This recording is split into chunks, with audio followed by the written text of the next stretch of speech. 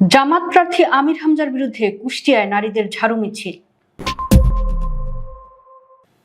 কুষ্টিয়া ৩ আসনে জামাতে ইসলামী মনোনীত সংসদ সদস্য প্রার্থী ও আলোচিত ইসলামী বক্তা মুফতি আমির হামজার বিরুদ্ধে কুষ্টিয়ায় ঝাড়ু মিছিল করেছেন নারীরা। প্রয়াত সাবেক প্রধানমন্ত্রী বেগম খালেদা জিয়ার ছোট ছেলে আরাফাত রহমান কোকোর নাম বিকৃত করে বক্তব্য দেওয়ার প্রতিবাদে রোববার বেলা 11:30টায় বটতল মোড় থেকে মিছিলটি বের হয়ে চৌরুহাসে গিয়ে শেষ হয়।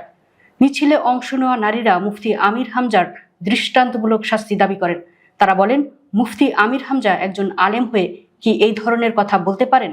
একজন মৃত মানুষকে নিয়ে কোনো আলেম এ ধরনের কুরুচিপূর্ণ কথা বলতে পারেন না। এর আগে গত শুক্রবার কোকোকে নিয়ে আমির হামজার দেওয়া একটি 24 সেকেন্ডের ভিডিও ক্লিপ সামাজিক যোগাযোগ মাধ্যম ফেসবুকে ছড়িয়ে পড়লে নিন্দার ঝড় ওঠে। সামাজিক যোগাযোগ মাধ্যমে ছড়িয়ে পড়া 24 সেকেন্ডের ভিডিও ফুটেজটিতে আমির হামজাকে কোকোর নাম বিকৃত করে পশুর সঙ্গে মিলাতে দেখা যায়।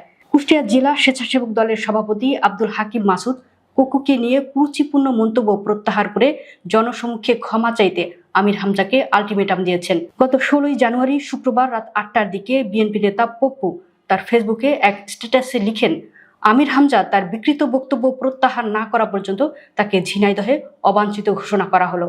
পোস্ট মুহূর্তেই ভাইরাল হয়। পোস্টের কমেন্টে বিএনপির বিভিন্ন পর্যায়ের নেতাকর্মী সমর্থন জানিয়ে মন্তব্য করেছেন। সাজেদুর রহমান পপ্পু বলেন, আরাফাত রহমান কোকো শহীদ প্রেসিডেন্ট জিয়াউর রহমান ও বাংলাদেশের 3 বারের প্রধানমন্ত্রী বেগম খালেদা জিয়ার সন্তান। একজন মৃত ব্যক্তিকে নিয়ে এমন বিকৃত ও কুরুচিপূর্ণ মন্তব্য ইসলাম কখনোই সমর্থন করে না। তার এই বক্তব্য প্রত্যাহার করা না পর্যন্ত তাকে ঝিনাইদহে ঢুকতে দেওয়া হবে না। শুক্রবার রাতেই লিখিত প্রতিবাদে কুষ্টিয়া জেলা বিএনপির আহ্বায়ক কুতুবুদ্দিন আহমেদ বলেন, বাংলাদেশ জামাতে ইসলামী মনোনীত প্রার্থী মুফতি আমির হামজা ক্রীড়া সংগঠক প্রয়াত আরাফাত রহমান কোকোর নাম বিকৃত করেছেন। এমন অশালীন কাণ্ডজ্ঞানহীন ভাষার ব্যবহার একজন ইসলামী বক্তার কাছ থেকে কোনোভাবেই প্রত্যাশা করা যায় না।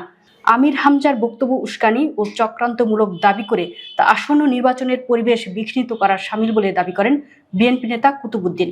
এই ভিডিও ছড়িয়ে পড়ার পর জামাতে ইসলামী মনোনীত সংসদ সদস্য প্রার্থী মুফতি আমির হামজা দুঃখ প্রকাশ করে ফেসবুকে এক ভিডিও বার্তায় বলেন, মরহুম আরাফাত রহমান কোকো সাহেবকে নিয়ে আমার দেওয়া অনাকাঙ্ক্ষিত বক্তব্যটি ছিল 2023 সালের। আমি সে সময় একটি বিষয় বোঝাতে যে উদাহরণটা দিয়ে ভুল করায় দুঃখ প্রকাশ করেছিলাম।